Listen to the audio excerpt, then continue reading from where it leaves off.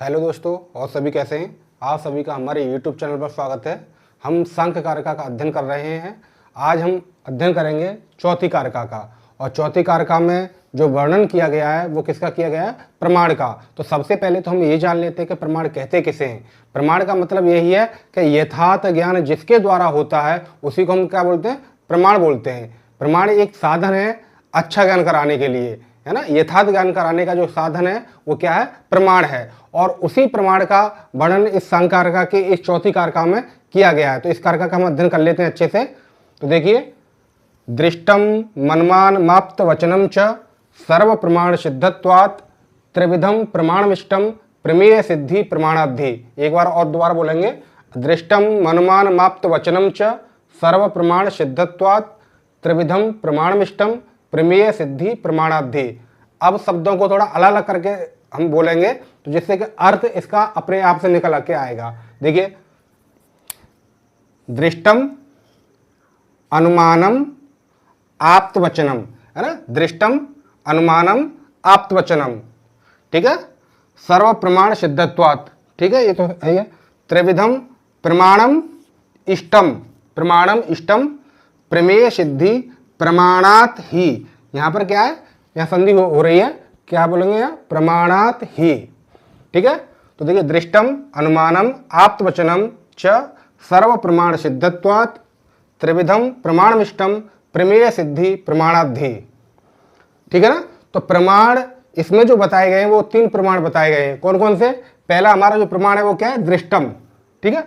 दूसरा जो प्रमाण बताया गया है अनुमानम, और तीसरा जो प्रमाण बताया गया है वो आप्तवचन, ठीक है ना।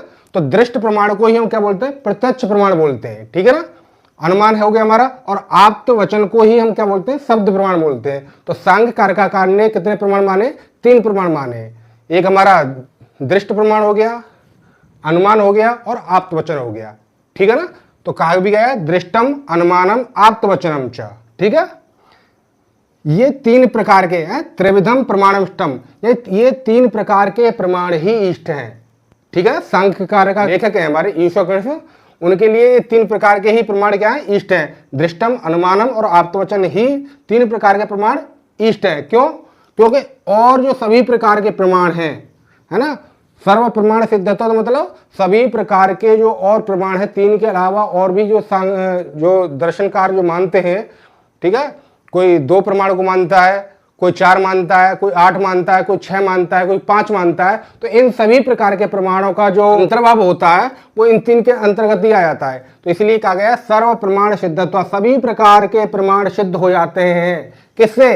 इन 3 प्रकार के प्रमाणों से। इसलिए ये 3 प्रकार के प्रमाण ही इष्ट हैं, ठीक है ना। समझ में आ गया होगा आपके कि सभी प्रकार के जो प्रमाण हैं वो इन 3 प्रमाण के अंतर्गत ही आ जाते हैं। कौन कौन से? प्रत्यक्ष के अंतर्गत अनुमान और शब्द। दृष्ट को ही हम क्या बोलते हैं? प्रत्यक्ष बोलते हैं। और आप्त वचन को ही हम क्या बोलते हैं? शब्द प्रमाण बोलते हैं, ठीक है ना। तो आपसे सबसे पहले तो क्वेश्चन यही आएगा कि सांख्य कारक ने कितने प्रमाणों को माना है? तो 3 प्रमाणों को माना है। कौन कौन सा? दृष्टम, अनुमानम और आप्तवचनम, या कह सकते हैं प्रत्यक्षम, अनुमानम और शब्द प्रमाणम, ठीक है ना। आगे देखिए, यहां तक आपको समझ में आ गया होगा।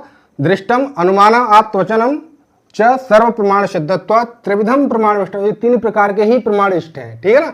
आगे देखिए, प्रमेय सिद्धि प्रमाणाद्धि, है ना। तो प्रमाणात ही, यहां संधि हो रही है, तो प्रमाण के द्वारा ही प्रमेय की क्या होती है? सिद्धि होती है, ठीक है ना। प्रमेय की सिद्धि किससे होती है? प्रमाण से होती है। प्रमेय कहते किसे? प्रमेय कहते हैं जो वस्तु जानने योग्य होती है ना। जो वस्तु क्या है? जानने योग्य होती है, उसी को हम क्या बोलेंगे? प्रमेय कहेंगे। और उस प्रमेय की जानकारी किसके द्वारा होती है? प्रमाण के द्वारा होती है, ठीक है ना। तो सांख्य कारक ने जो जिन 25 तत्वों को माना है ना, उन 25 तत्वों को ही हम क्या बोलेंगे? प्रमेय कहेंगे। और उन 25 तत्वों का अगर हमें ज्ञान करना है तो हमें किसकी जरूरत पड़ेगी? प्रमाण की जरूरत पड़ेगी, ठीक है ना। तो प्रमेय की सिद्धि किससे होती है? प्रमाण से होती है। क्वेश्चन भी हो सकता है, प्रमेय सिद्धि कस्मात? तो प्रमाणात, ठीक है ना।